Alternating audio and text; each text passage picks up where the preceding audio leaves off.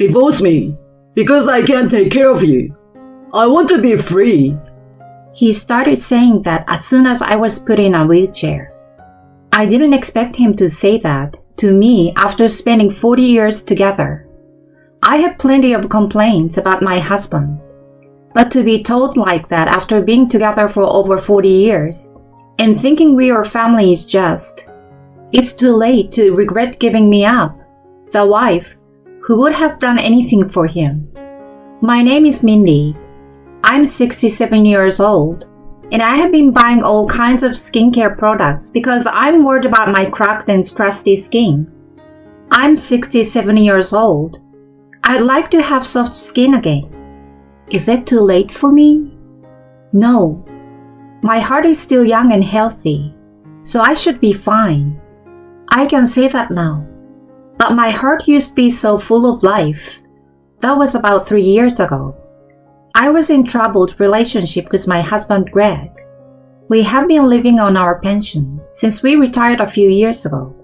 My husband, who was a high school graduate and a general manager of a major construction company, started acting like a boss at home, perhaps as a reaction to his resignation from the company. My husband and I used to be very close. His father, and my father for that matter, is also a patriarchal man. I grew up in the countryside, and it was common for my friends to have a domineering husband. Because of this, I was strangely convinced that wives were treated like this everywhere. Nowadays, people are saying, a husband who is domineering towards his wife is not a good husband.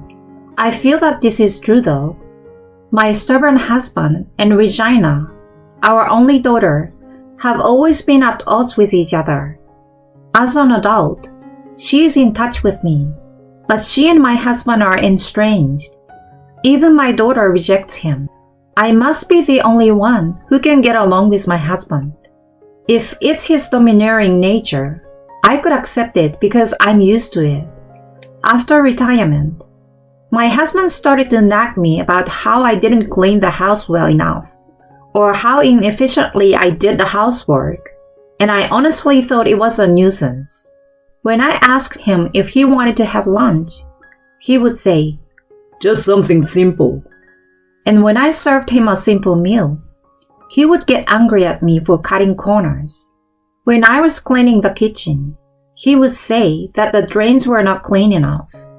I was just about to do it. I could see that my husband would surely block me if I said that. When I argue with him, he thinks he can just cut me off. He has a temper, and it happens unnecessarily. If that's all there is to it, I should just let it go. But lately, my husband has been losing control of his anger due to his age, and he sometimes throws a cup at me.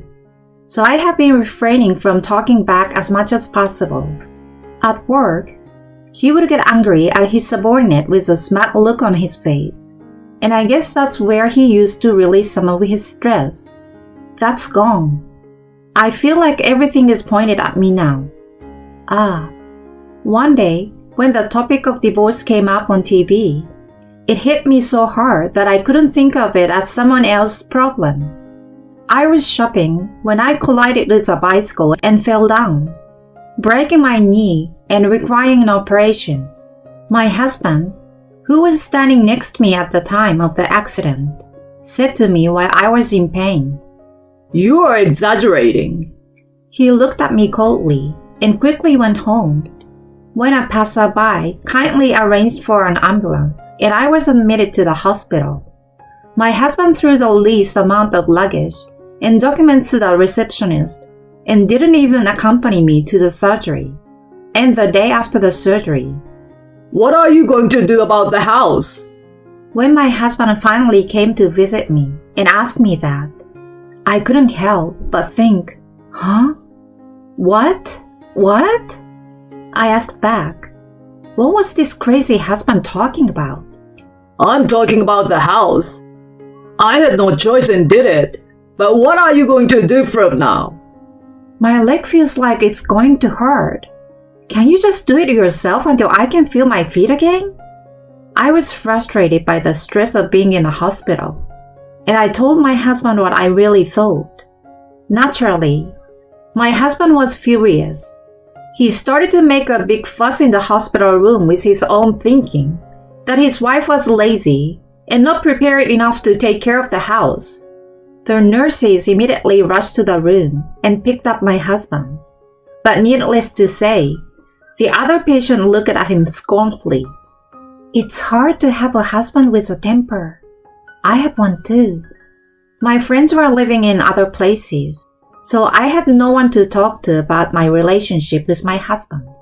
The hospitalization was a disaster, but it was great to have someone to talk to about family problems and learn about other families. It also allowed me to be objective about what a crazy person my husband really was. I was in the hospital for about 3 months and did rehabilitation every day, but I didn't recover as well as I would have liked, so I became wheelchair bound. Thanks to the fact that I spent a lot of time in the hospital talking about my husband's complaints with others, I felt mentally refreshed, as if a burden had been lifted off my shoulders compared to before I was hospitalized. My husband's visits to the hospital were restricted due to the coronavirus, and I have not seen him at all since he made a fuss in the hospital room. We've only exchanged messages about where the fabric softener was, at the very least. It seems that he was able to live a decent life on his own. I'm sure my husband is not all that bad. After all, we've been together for over 40 years. I should not give up on him just because he is getting older and angrier.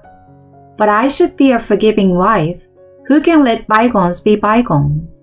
I was trying to change my mind, but my husband didn't come to pick me up, even though I had told him about the day I was going to be released. It was impossible for me to go home alone by train and bus, as I was not familiar with using a wheelchair. I had no choice but to call a taxi by myself, and as soon as I unlocked the front door, my husband came. Why did you come home? He yelled at me. Why did I told you, I'm leaving the hospital today. Why didn't you come get me? I was shocked. How can you say that after making me do the housework for months? Shouldn't you apologize? Huh? What are you talking about? I was in the hospital, you know. We were both getting old. You could at least support me at a time like this. No! I was stunned by my husband's unhesitating refusal. They told me at the hospital, you know. You are going to be in a wheelchair. I don't want to take care of someone who is going to be in a wheelchair. Divorce me because I can't take care of you. I want to be free. Even though I'm alone, I know I can do the housework and clean. I will never be as good as you after decades of housework. But I'd rather live on my own than live with the burden of having to take care of an old woman with a bad leg. I was stunned that he thought that way when I heard his complaints one after another. Somewhere in the back of my mind, I had believed that my husband's personality was just distorted after retirement, but that he was still the same, and that after 40 years together, we still had some sort of affection for each other. It is true that the words divorce at a ripe old age had been floating around in my mind, but I thought I would never choose that path simply because I had a longing to be a free woman. We've had our fights, but we've always managed to get along, and I assumed that we had a good track record and would continue to do so. Are you sure? You will regret it. When I asked my husband, he said, I would never do that. Okay. Let's get a divorce. I will be out of here by the end of the day. Since you're the one who asked, can you help me pack my bags? It's not that big of a deal. You are leaving anyway. I almost cried a little when I saw my husband smiling so contentedly, but I held it in. Oh, how easy my marriage was. It's a bitter story to think that it will end with a short exchange of divorce me, and I understand. Then my husband and I divorced as we had declared, and I spent my days working hard in rehabilitation. Rehab was tougher than I had imagined, but my rehab teacher was kind, and I made many friends around the same age, so I was able to continue to have fun. Then one day, I received a call on my cell phone from my husband. It had been a few months since my divorce, but my belongings were still in the house. I asked him what was left, thinking that I could have him throw some of it away, but he was adamant about not telling me. He said he didn't want to mail it because the post office was too far away. I was afraid to go to his house because I thought it would be too much trouble. So I set a meeting place at a busy park near his house. On the day of the meeting, my husband was waiting for me at the park in his wheelchair. His hair sticky and his clothes shabby. What happened? He didn't answer my question, and he looked at me again. Why aren't you in a wheelchair? He asked. It was just a broken bone. It was a slow recovery, and now, as you can see, I can walk around with a cane. Didn't they explain that to you at the hospital when I came in? No, You didn't hear about my surgery because you weren't interested, right? That's right. Huh, you're the worst. So, you look... What's wrong with you? I'm asking you out of shame. Please remarry me. For the second time in my life, my husband proposed to me. Why are you talking about this? I asked him, and he began to tell me the story of his life. Apparently, the reason he was in a wheelchair was because he had fallen off a riverbank on his bicycle and damaged his knees. I couldn't help but say, I told you so. My husband enjoys cycling on his cross bike, but he has a habit of going too fast. He fell and broke his ribs a few times when he was younger. Thank goodness he didn't cause any problems for others. I often advised him to refrain from driving too fast, saying, I know it's your hobby, but it's dangerous. But of course, my husband would not listen to me. And as a result, he ended up in a wheelchair, which I can only say was his own fault. The hospital suggested that I use a home care service, but I don't want a complete stranger taking care of me. You will just have to live with that. I can't. I want to remarry you. As you can see, I can't take a bath or wash my clothes. I can't stand it. Help me. You came here without a bath? That's a selfish thing to say. Do you really think anyone will accept such a messy proposal? How could you think of remarrying and having me take care of you when you thought you'd confined to a wheelchair? Of course it's impossible. You don't have anyone to rely on anymore. Wouldn't life with a cane be easier than life in a wheelchair? No. What you're saying is too much.